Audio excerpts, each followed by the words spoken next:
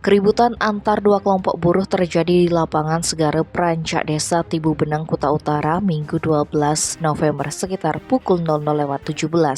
Polisi pun sudah mengamankan beberapa orang yang terlibat, berikut sejumlah senjata tajam. Informasi yang dihimpun, kedua kelompok itu diduga merupakan buruh proyek asal Nusa Tenggara Timur yang tinggal di beda yang berbeda. Usut punya usut, diduga masalah dipicu adanya buruh yang kehilangan handphone beberapa hari sebelumnya. Namun yang kehilangan ini mencurigai buruh lainnya yang mengambil. Akibatnya, kedua kelompok tersebut saling lempar batu hingga membuat warga setempat resah, apalagi pertikaian itu terjadi menjelang puncak KTT G20.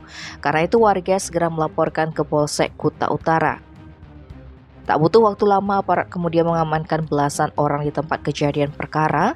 Petugas menyita sekitar 8 sajam, 8 bongkah batu dan sebuah ketapel. Tidak ada korban jiwa ataupun luka berat dalam perseteruan itu. Kapolsek Kuta Utara Kompol Putu Diah Kurniawandari membenarkan adanya bentrokan ini. Namun, pihaknya belum bisa membeberkan identitas para pelaku. Tim Bali Express melaporkan.